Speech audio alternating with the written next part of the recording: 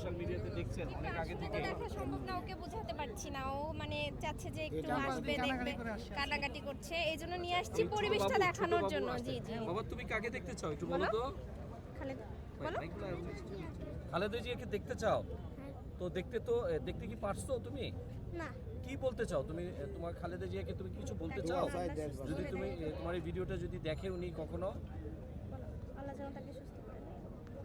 খালেদা জিয়া যেন ভালো হয়ে যায়। আচ্ছা আচ্ছা। তো আপু এই যে শীতের মধ্যে এই মুহূর্তে ওর ছিল পড়ার টেবিলে থাকার কথা। ওর এক্সাম চলে, তো 7 তারিখে ম্যাথ পরীক্ষা আছে, কিন্তু আসলে কান্নাকাটি এত বায়না করতেছিল, এই জন্য ওর বাবা নিয়ে আসছে।